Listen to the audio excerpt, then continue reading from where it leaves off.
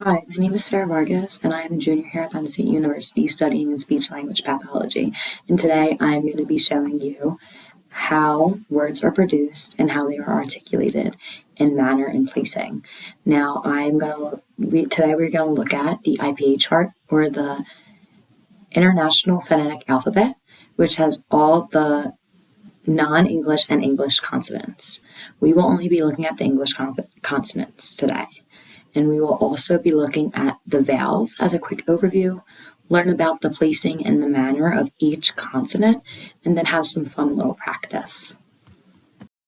So a quick overview.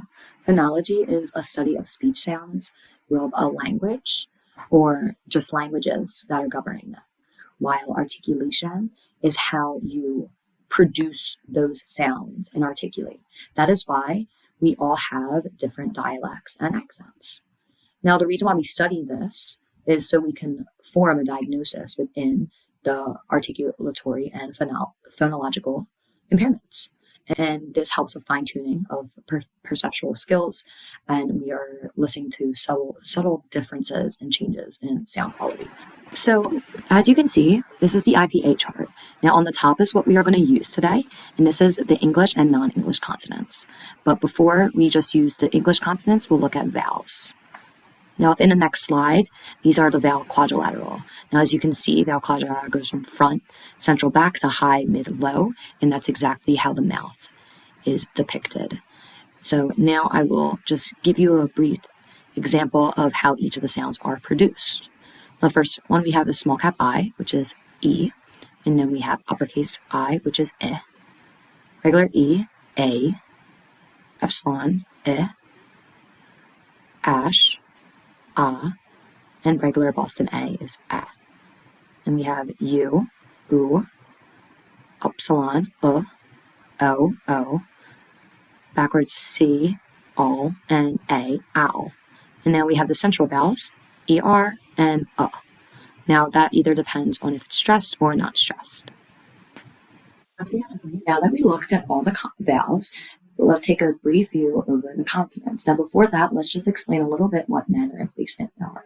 Manner is where the articulators are processed, while placement is where they are produced. Now, I have an example on the board of M, N, and ing.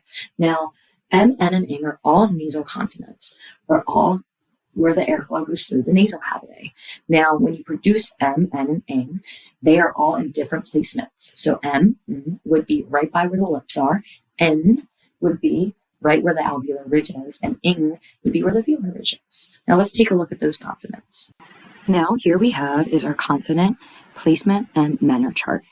Now we'll start with the place and then we'll do manner next. So those are the 8 places. So first we have bilabial, which is the upper and lower lip. Labial dental, which is the lower lip that touches the teeth. Dental, which is between the teeth. Alveolar, the tongue touches or close to the alveolar ridge. Palatal, the tongue is close to the palatal area. Velar, it touches the velum. And glottal, which is near the glottis. And then we have our manners. So we have stops, which is blockage of the vocal tract. Nasals, which is open resonance in the nasal cavity. Fricatives approximate each other but are not blocked. Airflow is closed. Affricates are complete closure. Closed velum, and it's a stop slow release. We have liquids. They come close to articulators, and they're less constriction. And then we have glides, which are close to each other. So now that we have placement and manner, we now can look at the words. Now be aware of how you can pronounce them too. Feel where they are, and it's actually very interesting that you can now understand where these words are produced. So I'll give an example, like a velar stop, K and G, K and G. And that's how you feel it right where your velum is. Another one, we have S and Z, S and Z, or M, M, W, W. We have theta, th, and then we have esh and yo, so sh and ch. And then we have ts, ch, and dio, j, and yod, y. So now that we have finished all the consonants and the vowels and learned how to do everything, let's put it up to the test. So I have 3 words here, and we're going to do them together. So first one is mother. So other. So it would be a central middle vowel, and it upside down V. Now mother, we would use theta, which is this symbol, and then we would do an E at a right hook reverse E. And that is the transcription of mother. Now normally you would put it in brackets. Next one, that. So we have R. R is always upside down.